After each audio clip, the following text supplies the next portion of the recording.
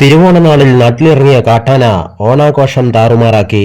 കോഴിക്കോട് ജില്ലയിലെ മലബാർ വന്യജീവി സങ്കേതത്തിൽ നിന്ന് പുറത്തിറങ്ങിയ കാട്ടാനയാണ് മാവേലി മന്നന്റെ ആഘോഷവരവിനെ കുളമാക്കി നാട്ടുകാരെ ഭീതിയിലാക്കിയത്.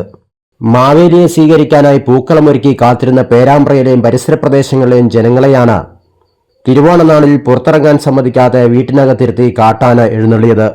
കേരളത്തിലെ മലയോര മേഖലകളിൽ വർഷങ്ങളായി വന്യജീവികൾ ജനജീവിതത്തിന് ഭീഷണി സൃഷ്ടിക്കുന്നുണ്ടെങ്കിലും ഭരണാധികാരികൾ നടപടികൾ സ്വീകരിക്കാതെ നോക്കുകുത്തികളായി നിലകൊള്ളുന്നുവെന്ന പരാതി വ്യാപകമാണ്. അതിനിടെയാണ് ഇപ്പോൾ പട്ടണപ്രദേശങ്ങളിലേക്കും വന്യജീവികൾ എത്തുന്നത്.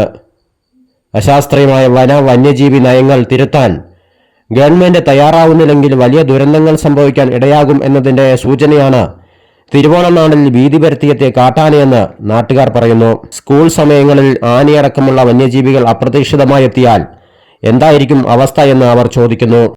ആന, കടുവ, പോത്ത്, പുലി തുടങ്ങിയ വന്യജീവികളെ അനിയന്ത്രിതമായി പെരുകാൻ അനുവദിക്കുന്നതല്ല വന്യജീവി സംരക്ഷണമെന്ന് നാം തിരിച്ചറിയേണ്ടിയിരിക്കുന്നു. നിയന്ത്രിതമായ വേട്ട എന്നതാണ് വന്യജീവി സംരക്ഷണത്തിന്റെ കാതൽ. അത് തിരിച്ചറിയാൻ കഴിയുന്നില്ലെങ്കിൽ വന്യജീവികളുടെ സ്വാഭാവിക ആവാസ മേഖലകൾ തകരുകയും അവയുടെ നിലനിൽപ്പ് അവതാളത്തിലാവുകയും ചെയ്യും.